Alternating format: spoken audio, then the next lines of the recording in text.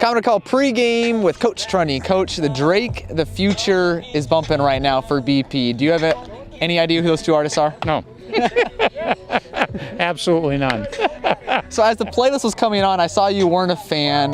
Why are you not a fan of the rap music? I just not a great, listener of rap music. I kind of tend to go to, I guess you'd call it old pop or whatever, and along with some red dirt music that I really have grown to like, thanks to a guy that used to coach here, Kellen Mitz, and he kind of introduced me to the red dirt stuff, and so I really like the Turnpike Troubadours and Charlie Robertson and some of those guys, so that's kind of where I gravitate. This is pretty alien to that. Well, I can appreciate some Turnpike Troubadours actually as well. They're one of my favorite red dirt bands, just like you said. But for you, what's your favorite pregame playlist? I think I know the answer to this, but I want you to answer. I love the Eagles. Okay. I love the Eagles. They're still, one of my favorites, and any Eagles music comes on, I'm content.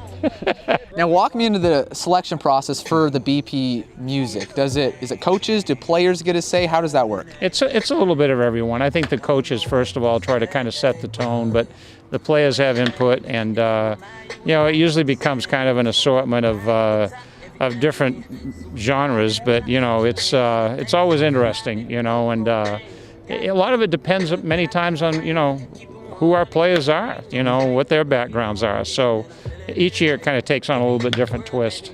Okay, so as the beats are bumping here, I see the players kind of start to move around and dance and nod their heads along to that.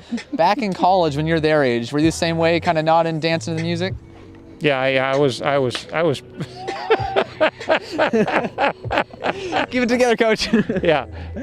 I know that's tough to imagine right now, I guess, but I'd like to think I was probably a little more with it back then.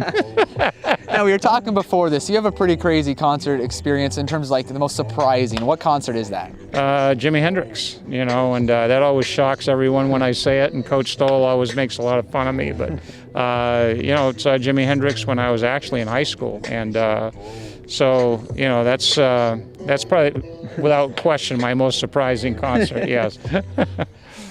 All right, so Jimi Hendrix, your most surprising concert. What's the last concert you've ever been to, or your favorite in recent memory, really?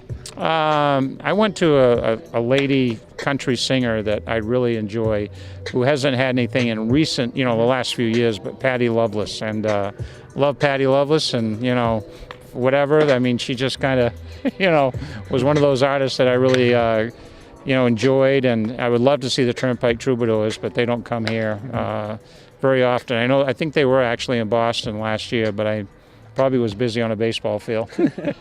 So outside of baseball, it's just mainly baseball for you. Do you do anything for fun? What are some hobbies outside of this? In all honesty, I mean, I'm not kind of a hobby type person, but my wife and I have traveled a little bit, and nothing crazy, but I've gone out west a couple of times, into the Southwest and up around the Tetons and Yellowstone, and that's certainly something that I absolutely enjoy, and we hope to make it out there again. But I'm a pretty boring guy when it comes right down to it, and as my wife would certainly say, baseball kind of runs my life, I guess, but she's very, very understanding, and thank God for that, because she knows how much I enjoy it. She's extremely supportive, and but I'm like I said, pretty boring guy.